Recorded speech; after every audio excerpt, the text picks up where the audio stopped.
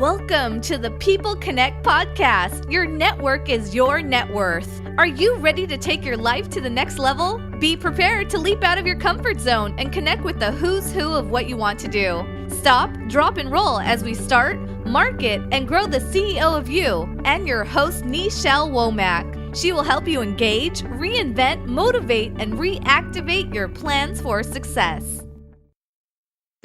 Good afternoon and welcome to the People Connect podcast. I am Nichelle Womack, your host, and I thank you so much for taking time out of your day to be here. I am so excited to introduce my guest to you. If you are interested in revitalizing your career, she has some information to share with you today, because I know each and every one of us, we want to get to that next level in our life, in our business, and in our career, and she's going to share everything that you need to know, at least a little bit of it, that you need to know to help you get to that next level. So today's broadcast is brought to you by Motor Club of America. And if you are not familiar with Motor Club of America, it is a roadside assistance company that basically can help you if you're ever stranded or anything of that nature to help you get back on the road. And they also offer free unlimited towing too. And so when you think about that, keep that in mind if you ever get stranded or whatnot and you need something. I know we have a lot of teens going back to school, and so having them some roadside assistance on the side is greatly and is always needed. So please keep that in mind. So Dr. Johson, she went to Penn State and she is a career coach. And she can help you, as I mentioned, get to that next level. Her company, she's the owner and principal consultant of Dr. MCJ Consulting. And I'll go ahead and allow her to go ahead and manifest into our lives by helping us rejuvenate our careers. Hey, Dr. Johnson, how are you? Hello. Hi, how are you today? I am magnificent. Thank you so much for taking time out of your day to be with the People Connect podcast. Our viewers greatly appreciate you. So can you tell us a little bit about what you do and how we can rejuvenate our careers? Sure. Well, again, I'm Dr. Monique Johnson, and I am a career coach. I mostly work with women, but I'm not exclusively limited to women. But I help women who are looking to own their ideal role and are looking to transition and find opportunities that speak to their heart. There's so much of, what we do. Sometimes we change over time, and we may not actually be working and manifesting our gifts in the way that we would like to. So I help women to transition. It's all based on my own personal experience as well as some of my academic work. But that is my goal, to help women land with their feet on the ground no matter where they are. Right. And I know sometimes, Dr. Johnson, people at this particular time with a lot of companies laying off and things of that nature, sometimes it's kind of hard because we don't know whether we need to go back into that same field or if we need to reinvent ourselves and go into another field. What would be your advice for those clients?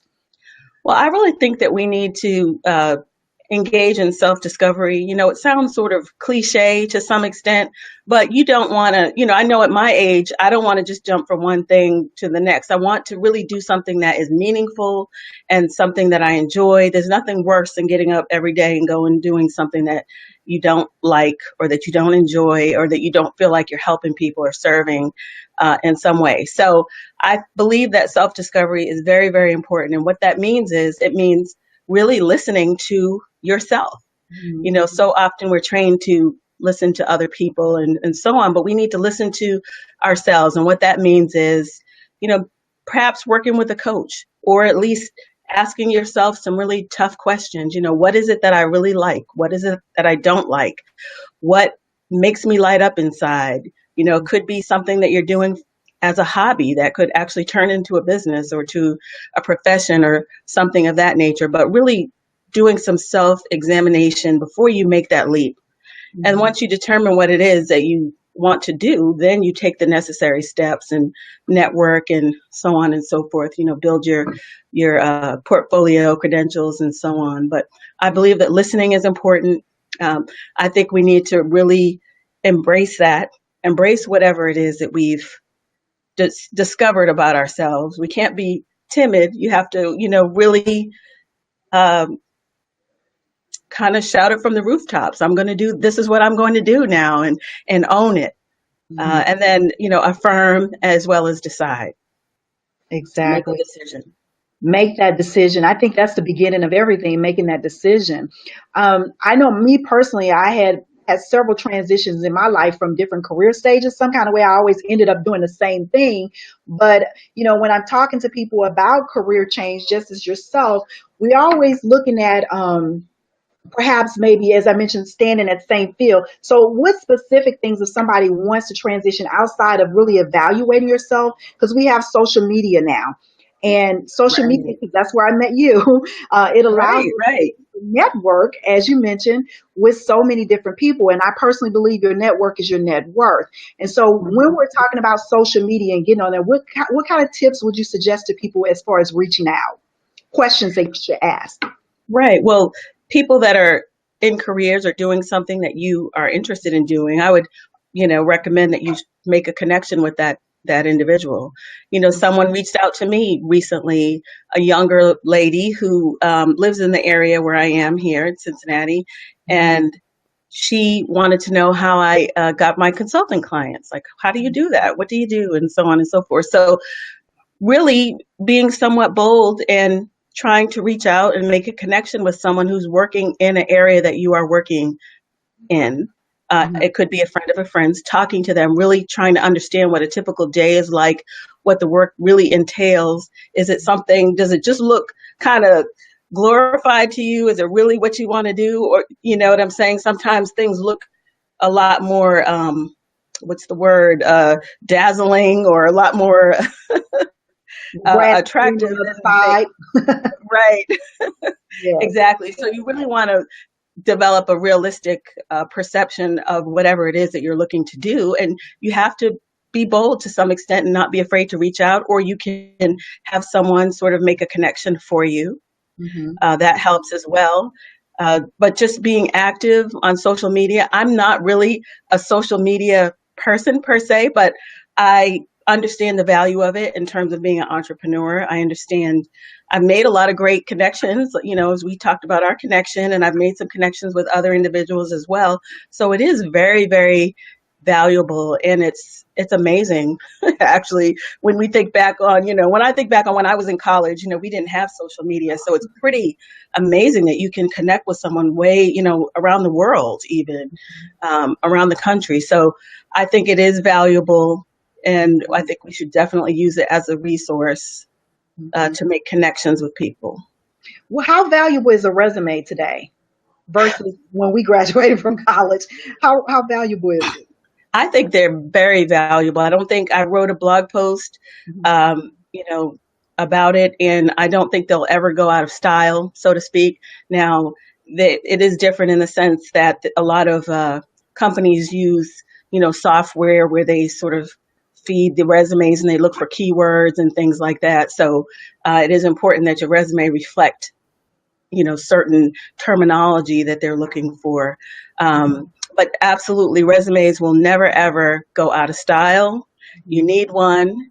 As far as the careers that you're interested in, you can be a little more creative, I think. If you're in an art related field, you certainly can use some of your creativity in that way. But you definitely need a resume. Definitely need one. Yes, because I know even with the emergence, as we were talking about social media, people think, oh, I'm on LinkedIn, I don't need that. When really that's a visual resume for you, but still having one in your hand, you're saying that's still good to have. I think so. I think it is important to actually have a hard copy of a resume. You Mhm. always want to be prepared. You don't want to, the way to be ready is to stay ready. We hear that saying all the time. You don't want to have to scramble to produce a resume, when you need one. So it's always good to have it, I think, in the event that you may be speaking or whatever the case may be. But it is a valuable tool. What about gaps in in employment?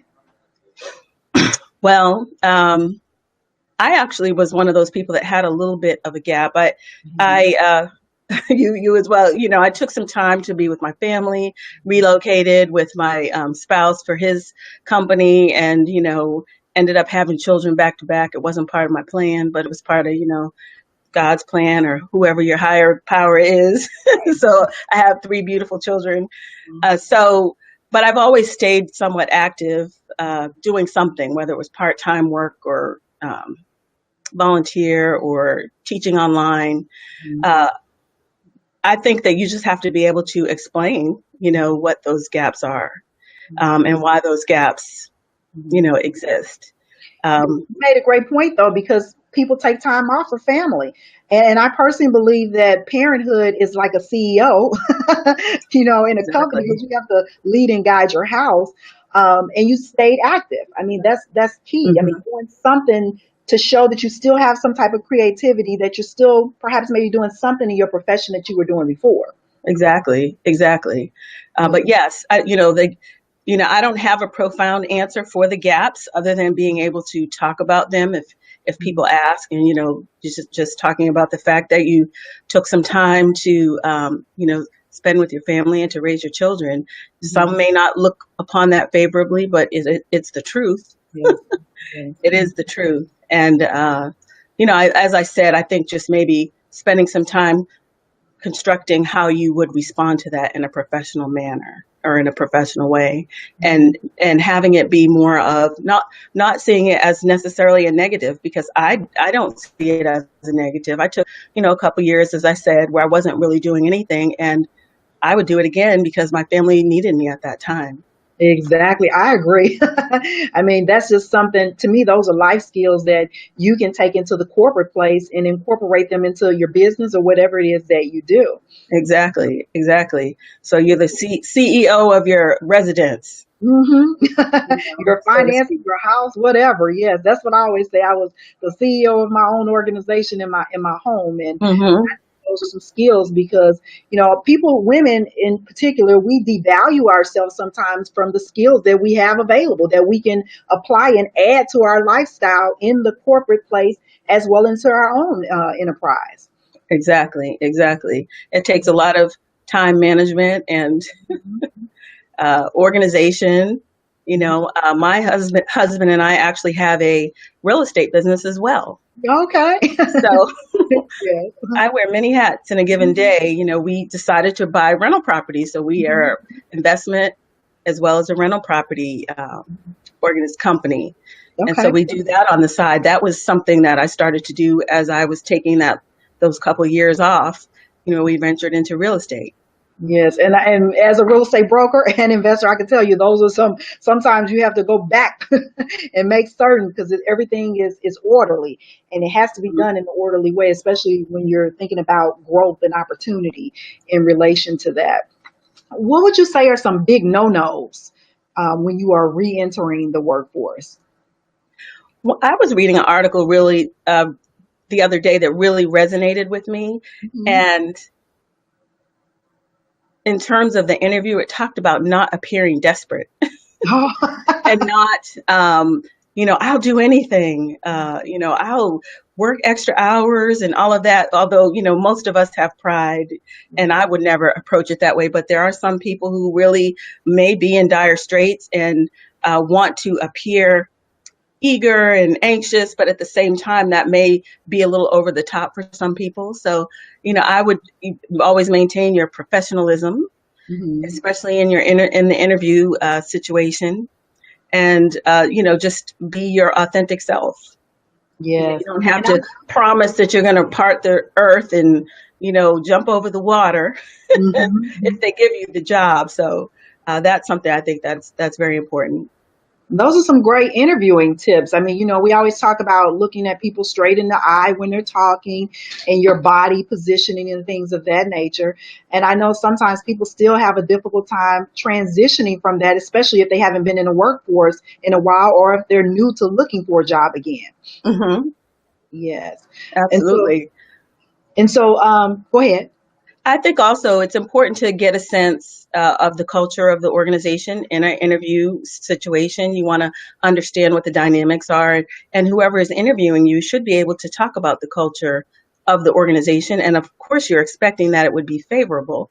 So you don't want to be in a in an Right. environment where your interviewer cannot speak positively about the workplace setting that you'll be working in. So that's something that I think is important. So I would suggest that you always have some questions prepared for Mhm. the interviewer, that you always think ahead of time about the fact that this is a opportunity for you to see if it's a good fit for you, as well as them trying to see if you are a good fit for the organization.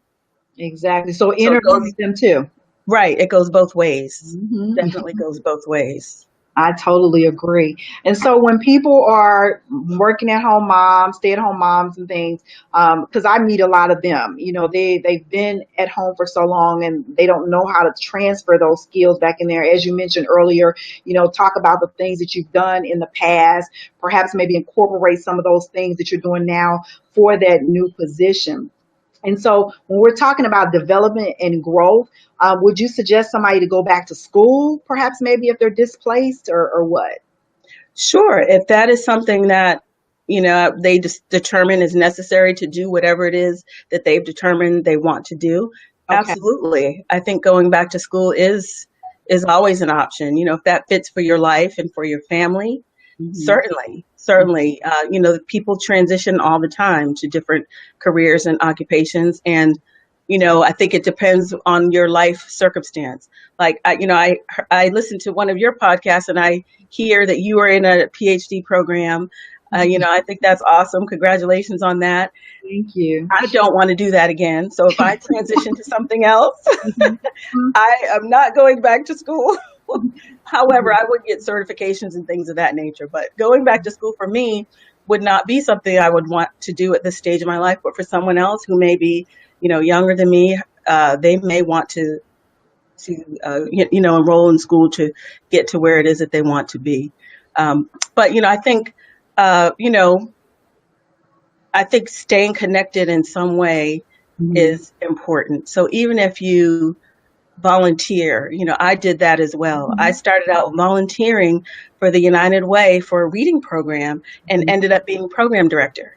Wow. And expanding this reading program that started in one elementary school to 5 elementary schools, and working with 200 volunteers and Mhm. training 200 volunteers. And that all started because I was new to the area, Mhm. and I was invited to be on a committee and then on a board. And then, you know, so there are a variety of different ways to kind of keep your foot in the door, so to speak, Mhm. and, develop your skills over time. There are a lot of different courses and uh, programs that you can be involved with that will help you to sort of get your groove back, if you've been out for a little bit or if you've been home for a while. Mhm. And I like that too because I think volunteerism is so important in, especially if you want to transition to a new career. And just like you said, you were blessed because you got the opportunity to go on and work there and not just be a volunteer again. So people need to Hmm. keep that option open as well. Hmm. Hmm. Hmm. Absolutely. Many Absolutely. different things that they can do. What about transferring to different states?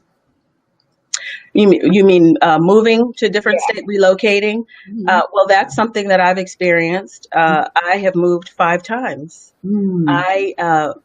Again, we determined that my husband's career would lead Mhm. because of the nature, the type of job that he had. So as a result, he's sort of been progressing. So we've moved Mhm. 5 times. Did I know that when we first got married? No, I didn't. I didn't know that. Uh-huh. However, it is what it is, and we are a unit. So each location, it took me a little time to get acclimated, but I actually had the benefit of a corporate move, so not everybody has that. I understand that, and so what I mean by that is, that you can work with a counselor, career counselor. They'll help the spouse, Mhm. do your resume and things of that nature. But I certainly think it's definitely it's doable. It takes time. Mhm. You have to be willing to kind of step out of your comfort zone. Mhm. Sometimes, there may be most places that I've lived, I did know at least a couple people because we were moving there with the company. So there was always someone that knew someone and said, you should talk to so and so, or you should talk to this person, or you should talk with that person. But I do think that moving with a family, you have the opportunity to get acclimated. Visit. I did a lot of research online to get a feel for different things and to see if they had what I was looking for in that community. And sometimes I didn't. And, I just kept moving forward and looking at it as an opportunity. Mhm. And so each place, I will say this, each place, some places I liked better than others. I've Mhm. lived in Georgia, Pennsylvania, Massachusetts, Mhm. Ohio twice, and Missouri. Okay. So each place, I feel like I grew and I learned and had a positive influence in some way. Yes. So, And you just brought up another great point too. Sometimes as women, being that you coach specifically women, we have to make those transitions with our spouse and move our career as well to that next level. So you have to be prepared to reinvent yourself, no matter if you're married or single, because the situation may allow that. right, right. So it's Yes, important. Yes. right, right. And, change, is not always easy, but Mm-mm. it's certainly doable. And I think your attitude, your mental attitude, and how you approach it and how you think about it will Right. make all the difference. All the difference. All the difference. I always look at things as like a priceless detour. It wasn't part of my plan, but it was priceless. I Mhm. learned from it. It was valuable in some way. And, Yes. Move on. right, basically. Yes, yes. So, Dr. Johnson, tell us how we can how the viewers can get in contact with you and what you have available. You do have a freebie form as well. I do. My freebie is available on line. It's bit.ly lead ebook. Mhm. And it's about a 13-page ebook with, it's like a workbook with exercises and questions to get you thinking about your next move or your potential goals or whatever it is that you're considering or thinking about. So it's a great resource for that. My website is drmoniquecjohnson.com, and that's my career coaching website. And, you can access my freebie there and have other information about coaching, my group coaching program, one-on-one coaching, other services that I offer, as well as a couple blog articles. I don't have many just yet, but I'd love to hear from anyone.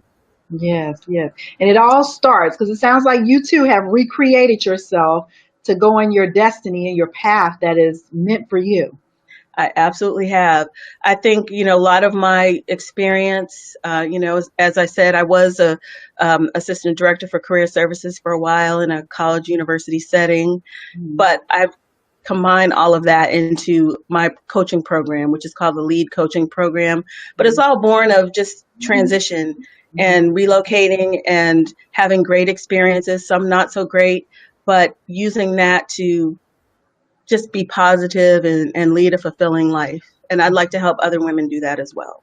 Yes, and I agree. Sometimes people may have a difficult time doing that. And so it's so important to connect with people who have been in where you are and to help you transition to that next stage because it could be very lonely at that point, Hmm. especially when you are, fired from a job, laid off, or you have to transfer to another location. It's so important to Absolutely. connect with people that have done and been through what you're going through right now. Hmm. Hmm. Hmm. Well, thank you so Absolutely. much. What about your social media connections? Oh, I am on Instagram at Dr. DRMCJ Consulting. I'm on Twitter as the same, Dr. MCJ Consulting. And I have a Facebook page. It's Dr. Monique C. Johnson. So I'd Awesome. love to connect. Absolutely. And you have some great stuff on your Twitter page because I'll read it too. Oh, well, thank you. Thank you. Yeah, Thank you. Thank you. I do have a team that helps me out in terms of making it look pretty. okay. It's my content, but they make it look pretty for me. So Yeah. I appreciate that. Yes. That's all a part of reinventing, recreating. You got to make certain look pretty and packageable. So Exactly. Exactly. And that's not my strength area. So we also need to ask for help for those things that we know we don't have the time for and we don't have the talent for. exactly. That's a great point too, Dr. Johnson, because I work with people strategizing with through life and business, and I always talk about the SWOT analysis, and the strengths Mhm. is really the core element of what develop us and to show us where our weaknesses and our opportunities and our threats are. So that's a great Absolutely. point. when you know you're not strong somewhere, it's good to pull somebody in that can help you develop those. Exactly. Exactly. And even to take that one step further, which I didn't mention, is, career assessments. That's one of the things that I do as well, as I will administer career assessments, strengths finders, fascinate. There's a variety of different assessments that I use with clients if they need them, to help them to understand and to pull out their strengths and talk about it in a way that makes sense to them. Right, right. Yeah, so key and so important. Well, Dr. Johnson, thank you so much. I'm so glad that we connected with one another and you took time out of your busy day to be a part of the People Connect podcast. Well, I thank you so much for the invitation. I really, really appreciate it. And I look forward to connecting with you more in the future.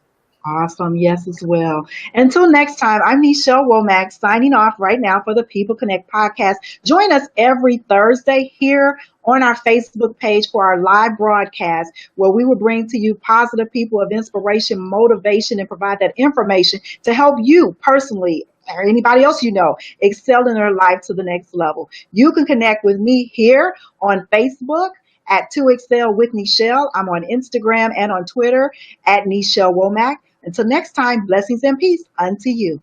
Bye-bye. Thanks, Dr. Johnson. Bye-bye. Take care. Bye-bye.